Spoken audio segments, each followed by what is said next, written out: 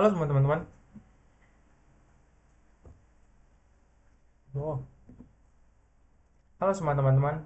Perkenalkan nama saya Stefanus Aryabayu Samudra Batona dengan NIM 231155477 dari kelas 23 YF02. Pada kesempatan kali ini saya akan menjelaskan tentang EDA atau Exploratory Data Analysis.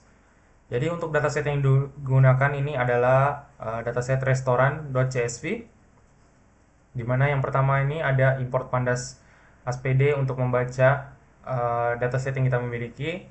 Lalu di sini kita bisa membaca dataset yang kita miliki yang udah ditaruh di dalam file terus konten. Selanjutnya kita akan melihat sekilas informasi tentang dataset yang kita miliki.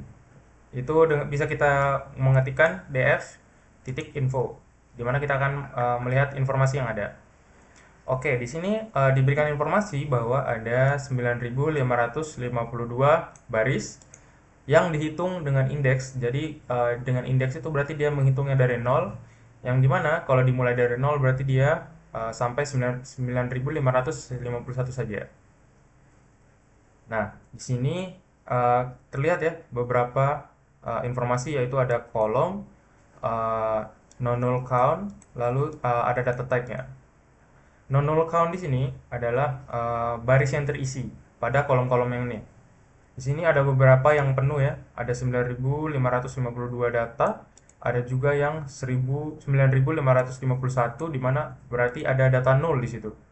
Ada juga yang 9.542. Di sini juga ada data type-nya ya. Data type-nya itu ada objek dan juga ada yang float. Di sini juga ada informasi tentang memory usage-nya itu terpakai sekitar 1,5 MB. Selanjutnya, karena tadi ada nilai 0 di situ atau nilai yang kosong, kita akan mengecek ada berapa sih nilai 0 pada setiap kolom itu. Jadi, untuk mengecek nilai 0 pada setiap kolom itu, kita bisa mengetikkan seperti ini. df is 0, lalu summary untuk menghitung jumlahnya. Di sini kelihatan bahwa restoran name itu 0, country 0, locality-nya 1, locality verbosnya 1, longitude 1, yang 0. Oh, yang paling banyak di sini adalah cuisines, yaitu dia ada 10 baris data yang berisi pada kolom cuisinesnya itu 0. Lalu juga ada yang 2, aggregate rating, rating color, rating text, dan votes. Itu berisi 2 data yang kosong.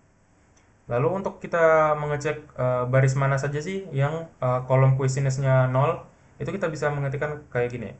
Jadi df, lalu kita buat kurung siku, tanda petik, lalu kita mengetikkan nama kolomnya apa. Lalu hampir sama kayak yang tadi, kita juga mengetikkan is 0 dan summary-nya.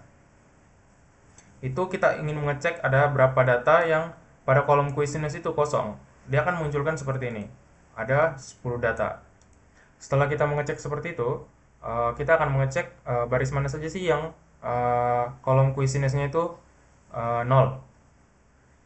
Di sini kita bisa menambahkan df di belakang kode yang udah kita buat tadi untuk memunculkan semua baris data yang kolom cuisinesnya itu 0. Di sini ada restoran name-nya itu Cookie Shopee, terus Pearly Famous Country Cooking. Itu dia, ini bisa kita lihat ya. Kolom cuisinesnya ini 0 0 0 0 0 nan nan nan nan nan nan nan, yang berarti pada kolom tersebut itu 0 atau 0 atau kosong. Lalu selanjutnya kita akan melihat deskripsi dari dataset yang kita miliki. Deskripsinya itu berisi apa? Berisi count atau jumlah. Lalu selanjutnya ada mean atau rata-rata, ada juga standar deviasi. Lalu juga ada nilai minimum, ada kuartil 1 yang berarti 25%, kuartil 2 ada 50%, kuartil 3 ada 75%, dan nilai maksimumnya. Kenapa di sini cuma ada 3 kolom saja yang dimunculkan pada df describe ini? Karena yang tadi di awal udah dijelasin bahwa ada 18 kolom yang datanya itu bertipe objek. Jadi dia tidak bisa dijumlahkan atau dihitung gitu. Lalu selanjutnya ada tiga data yang tipe datanya itu tiga kolom yang tipe datanya itu float atau numerik. Nah, maka karena tadi cuma ada tiga aja kolom yang bertipe numerik, jadi tiga kolom tersebut yang dapat dihitung nilai min, count, minimum, maksimum, sama standar deviasi kuartil 1, 2, 3. Selanjutnya kita akan mengecek ya isi dari dataset kita, dimana kita akan mengambil head saja biar nggak terlalu banyak. Ini dia ada ini restoran ID, restoran name, ada 21 kolom tadi ya. Di sini ada kelihatan nih 5 row, 5 baris, dan 21 kolom. Lalu selanjutnya kita akan melihat setiap kolom itu memiliki keunikan, data-data yang unik. Jadi ada berapa aja sih pada setiap kolom itu data-data yang unik. Nah, pada restoran ID itu semua datanya unik karena yang namanya ID pasti harus unik. Lalu restoran name ini ada 7.447 ya dari 1.552. Ada yang cuma 16, ada yang cuma 3. Ini menandakan apa? Bahwa beberapa kolom itu memiliki isi data yang duplikat, redundant, atau yang sama. Lanjut, selanjutnya, oke, di sini kita akan melakukan percobaan univariate analysis pada kolom Cuisiness. Jadi di sini untuk kolom Cuisiness itu kita akan melihat data-data yang uniknya apa menggunakan ini. Lalu selanjutnya kita akan pisahkan jika ada menu atau jenis makanan yang lebih dari satu. Jadi kita akan meng-split Cuisiness-nya, lalu kita akan memberikan variabel top Cuisiness ini yang akan diisi untuk 10 jenis masakan yang paling populer. Lalu selanjutnya kita akan memunculkan 10 jenis makanan yang paling populer. Lalu selanjutnya kita akan menampilkan, atau agar gampang kita baca, kita akan melakukan visualisasi menggunakan bar chart. Jadi ini hasilnya tadi, ada 10 jenis makanan yang paling umum, ada Cuisiness, ini nama menunya, lalu ini jumlahnya. Lalu selanjutnya ini 10 jenis makanan yang paling umum. Nah, ini merupakan bar chartnya ya. Bar chartnya di mana sumbu Y di sini merupakan jumlah restorannya ada berapa. Lalu yang bagian bawah ini adalah menunjukkan menunya. 10 menu tadi ya. 10 menu yang paling umum. 1 2 3 4 5 6 7 8 9 10. Ini bisa kelihatan ya. Yang paling tinggi itu North Indian, dia sekitar 3.500 lebih, hampir mendekati 4.000. Lalu di sini Chinese ada 2.500 lebih, dan seterusnya. Selanjutnya adalah kita akan menghitung jumlah menu pada kolom Cuisiness. Nah, kan tadi udah dijelasin ya, ada yang lebih dari satu menu gitu dalam satu restoran. Jadi bisa terdapat pendobelan atau redundansi. Jadi sini muncul ya jumlah-jumlahnya. North Indian itu dia 936, sini ada 511, dan selanjutnya sampai ada ini Chinese, Thai, Malaysian, and Indonesian, yaitu nilainya 1. Ini ada 1826 baris dari satu kolom, yaitu Cuisiness. Selanjutnya adalah kita akan melihat bahwa pada kolom Cuisiness itu ada berapa sih yang memberikan rating poor atau yang rating rendah gitu. Jadi di sini kita akan melihat jumlah menu yang paling banyak diberikan rating poor. Jadi untuk American itu jumlah yang memberikan rating poor itu ada 1, American dan fast food, karena tadi ada restoran yang memiliki menu yang sama ya. Jadi ini ada pendobelan. Ini ada yang 2, ada yang 7, dan seterusnya sampai tea dan fast food ini ada yang 1. Yang paling besar di sini yang kelihatan aja ya, yang kelihatan itu ada 13 pada pizza and fast food. Lalu ini ada tadi berarti 73 baris dari 2 kolom, yaitu kolom Cuisiness dan juga kolom untuk rating text-nya. Selanjutnya ada beef rate analysis, di mana kita akan menganalisis lebih dari satu kolom. Kita akan membandingkan dan juga mencari hubungan antara dua kolom. Di sini saya memilih aggregate rating dan juga vote. Kita akan melihat bahwa apa sih hubungan antara aggregate rating dan juga vote yang diberikan. Lalu di sini akan saya membuat visualisasi dengan menggunakan scatter plot agar lebih mudah dibaca. Nah, untuk hasilnya kayak gini, terlihat bahwa pada sumbu X itu adalah aggregate rating, di mana nilainya itu 0 sampai 5, lalu yang pada sumbu Y-nya itu adalah jumlah vote-nya.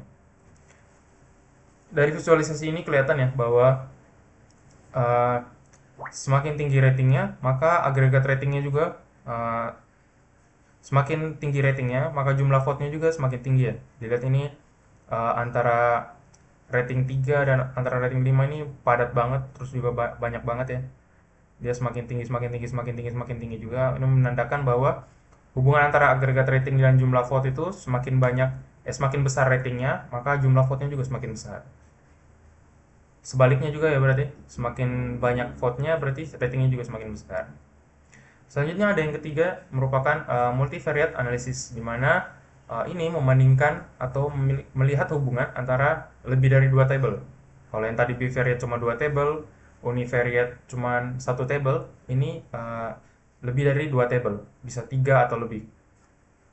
Selanjutnya di sini saya akan memilih beberapa kolom ya untuk dibandingkan. Yang pertama itu city, lalu kita akan melihat agregat ratingnya, lalu kita akan melihat juga apakah dia memiliki online delivery atau tidak. Jadi di sini kita memilih 5 kota teratas ya.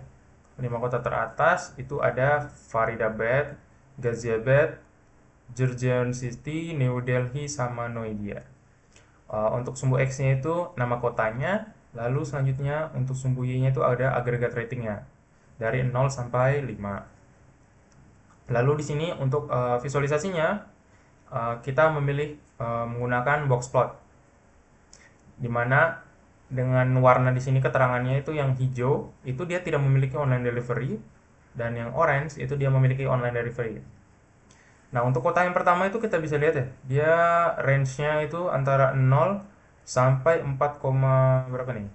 4,5 ya, 4,5, 4,6. Di mana rata-ratanya itu yang memberikan rating itu yang tidak memiliki online delivery itu dia sekitar 2,7-an, 2,7. Lalu untuk yang memiliki online delivery pada kota yang sama itu dia range-nya itu antara 4,2-an sama 2,2-an. Dia lebih besar ya ratingnya, range-nya juga lebih bagus daripada yang tidak memiliki online delivery. Untuk rata-ratanya itu dia di sekitar 3,3-an. Lalu untuk di sini juga terdapat outlier ya. Ini banyak outlier. Ini mungkin ada beberapa data yang null, mungkin juga ada beberapa data yang range-nya jauh banget, maka sehingga muncul outlier. Selanjutnya ada Ghaziabad, di mana di sini range-nya lebih bagus ya daripada yang sebelumnya. Dia batas bawahnya itu sekitar 2,6 sampai dengan 3,6-an. Lalu rata-ratanya juga di 3. Bagus. Selanjutnya itu yang tidak memiliki online delivery ya. Dia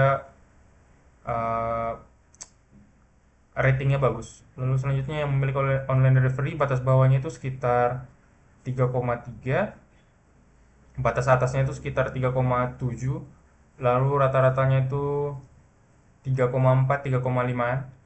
Itu bagus. Dia memiliki dua, tapi dia memiliki dua outlier ya di sini.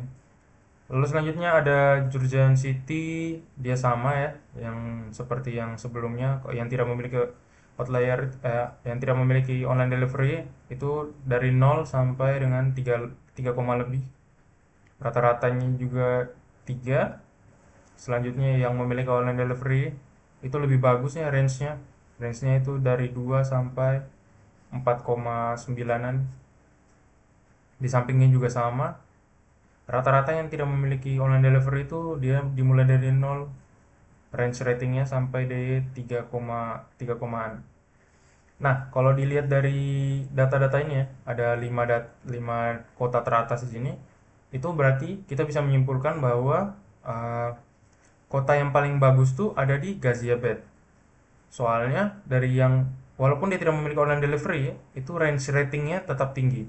antara 2,6-an sampai dengan 3,6-an mungkin. Terus rata-ratanya juga lumayan tinggi di 3.